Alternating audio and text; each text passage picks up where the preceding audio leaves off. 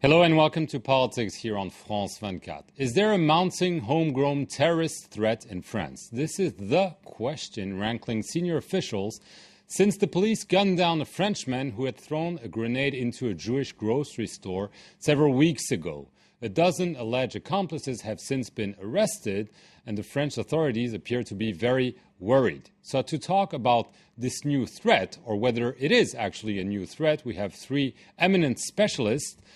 To begin with Amel Boubekeur, who's a sociologist with the École des études supérieures, des hautes études sociales, en sciences sociales, and the École nationale supérieure here in Paris. Also on the set, Mathieu Guidère, who's a professor of Islamic studies at the University of Toulouse. And last but not least, Jean-Charles Brisard, who is a terrorist expert. They have all written books. You can see them appear on the screen as we speak. So let's take a look at what happened recently in France over the weekend. France's crackdown on radical Islamists continues. Investigators arrested a group of people last weekend. They're suspected of attacking a Jewish store in a Paris suburb. With authorities looking into the suspects, the French Interior Minister fears that there could be several hundred people in the country capable of a similar attack. The investigation must be rigorous. We must know more to know each suspect's role. There will probably, perhaps, be other arrests.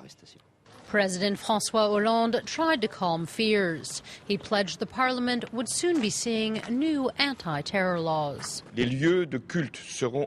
Surveillance will be stepped up at places of worship because secularism, one of France's fundamental principles, entails that the state must protect all religions. After a string of attacks across France, Jewish leaders fear that anti-Semitism could be on the rise. We must repeat that it is a monstrous ideology, an ideology of hatred that can only be compared to Nazi ideology. Being indulgent towards radical Islamists is the same as being indulgent towards Nazis. The French Council of the Muslim Faith has also condemned the attacks. Investigators think the threat is not from foreigners, but a surge in homegrown radicals. So the police has also reportedly found a bomb-making material in the eastern Paris suburb of Torcy, and the Paris prosecutor says we are clearly and objectively facing an extremely dangerous cell. Jean-Charles Brisard, is this new, or have we seen this movie before? No, it's not new. The police and intelligence services have been aware of that threat for several years now. We knew that the next threat we'll be facing will be internal threat versus foreign attacks. What is new in that specific case is the radicalization process, which is very short compared to other examples that we had in the past. This is due, for most part, to new accelerating factors, especially the prison, and most of all, internet, which plays as or provides all the tools for radicals, extremists, to mount, assail, and to prepare terrorist attacks. Mathieu Guidère, all the people, for now, the dozen who were arrested are under 30, many of them converts, all, if not of them, brought in France. Are you surprised by what Jean-Charles Brisard just described, the very quick radicalization that they went through? Yes, the quick radicalization actually is almost ordinary now. It became almost ordinary. We had the case of Mera case in March 2000. Mohamed Merah. Who shot people in the area of Toulouse. Since this case, we had almost the same scenario that happened, which is people who went through the prison sometimes, and then who converted to Islam or to radical Islamism. And when they go in this conversion, they want to be more Muslim than the Muslims themselves. And this willing of being zealous in their action makes them become violent and go into terrorism. And this process is becoming more and more ordinary, actually, now in France. That's the problem. Amel Boubekeur, do you share that assessment? In that case, there was this attack on a grocery store. Allegedly, a list of Jewish institutions was found, but clearly this was not to the degree of Mohammed Merah, who went to kill soldiers, Jewish kids in a school, and ended up dying by fighting the police. So, or do you think we're at the same phenomenon here? What is new and interesting is that this is the first time that actually, at least at the public opinion level, we are talking about a homegrown terrorist trait. We are realizing that these guys are not under the influence of foreign networks or related to any foreign events, but much more to their daily lives as French, converts or not, excluded or not. We are going to discuss it maybe later. But that's quite new, actually, to have the Ministry of Interior underlining that these guys are originally from French suburbs. So that's one thing. The second thing is that we should not put the emphasis on the fact that this radicalization is actually a phenomenon that happened before the engagement or the involvement within jihadi cells. Why? Because that's actually a quite classical process.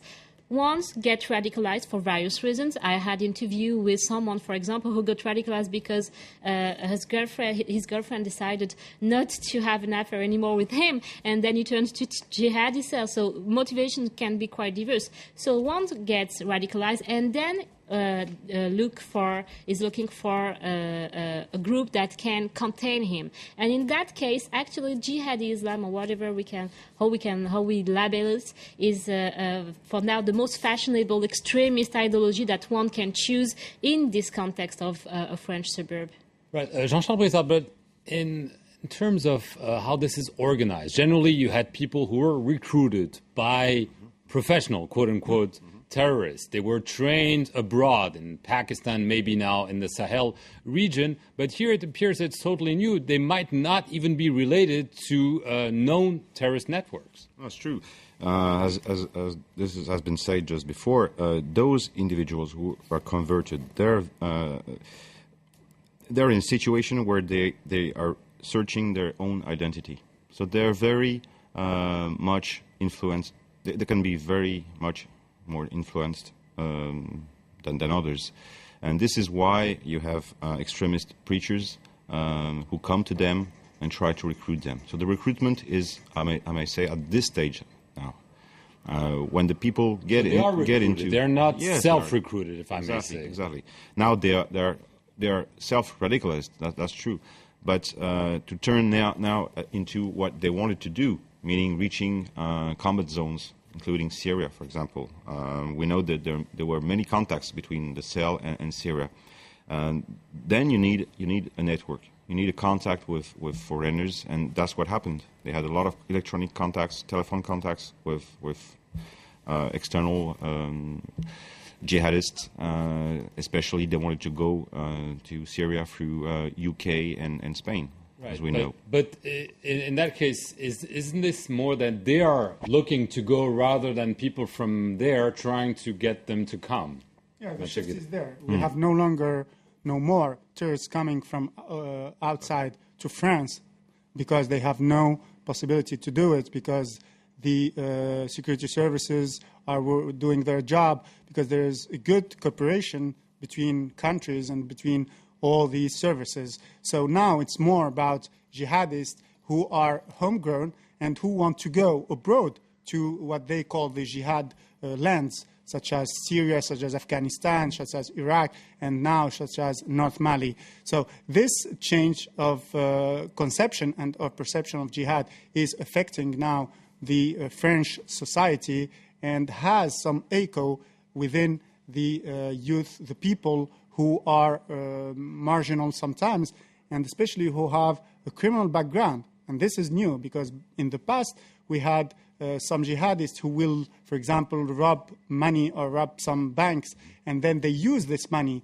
to do jihad or to do these activities of jihad. Now we have criminals who will shift, who will go into jihadi status, who will become jihadists, thinking that it's better for them to be jihadists than to be robbers, for example, or something. These two phenomena are new, and they are today scaring the whole security apparatus in France. Right. Do you agree with that? Because it's more difficult to find a petty thief or a cocaine dealer, as apparently the man who was shut down was, morphing into a homegrown threat. That's very true that they can go abroad, they can have contact with other foreign movements, jihadi movements, but at the base, their motivations are very much French-related. This is because of their lives, that daily lives are French, frustrated for various reasons, that they are going to choose this group and they are going to choose this ideology. And they are quite fascinated by the gun culture that is offering to them in this milieu. So gun culture has I would say, a much more important role than religious debate on what the Quran is saying or not about the jihad or about violence. So this delinquent past is actually quite logical. And if I may, there may be a new element. Maybe it's just extrapolating, but Mohammed Merah clearly targeted a Jewish school, and they apparently were targeting a Jewish grocery, it happened, and possibly Jewish institutions. That's also quite related. In the interviews that I had, again, when they designed Jewish, and actually they talked much more about Zionists or allies of the Americans or this kind of labels, they talk about the enemies. They talk about an enemy that is powerful. They don't talk about Jewish as a religion or as believers. They talk about people that they imagine, again, in their self-narratives, to be quite powerful and that they imagine to be responsible of their dominated situation. And they are not often targeting Jewish as a religion or as religious believers. And they are targeting in the same way the Americans because they are powerful. And that's a willingness also to be at the same level of these people that they imagine to be powerful. And suddenly, while choosing violence, they can considering themselves to be heritable, to be visible, and to be in the place, to be in the public space as jihadi in front of those that they imagine to be the enemies. Do you agree with I must disagree on the idea that common idea now, idea that there's a logical link between criminals and terrorists. This is not the case. This is the case more often now in Europe, but this is not the case in the Middle East and Asia, for example. This is due to the fact that in Europe we have small cells, small networks that needs to raise money, indeed, as Mathieu said, and those individuals will come to means of the criminal type that we have at work in Europe. But it is not logical that they'll be related or they will share any ID. On the one side, you have people fighting for their ideology. On the other side, you have people fighting for criminal purposes. The second fact is, regarding the threat that you were speaking about, you should not forget that there's today, according to the intelligence services, there's 1,000 French men abroad in combat zones or in training zones, including Yemen, Waziristan, Sahel region, Syria, Libya, Somalia. And this is a real concern, because those people do not become dangerous when they go there. They become dangerous when they come back to France, and when they might have the will to continue the jihad on the French soil. So this is another concern for the French intelligence. About the motivations, I think that we should distinguish between the mobiles, which are psychological, the motivations, which are ideological, and the triggers of the action, why he will become to be radical at some point.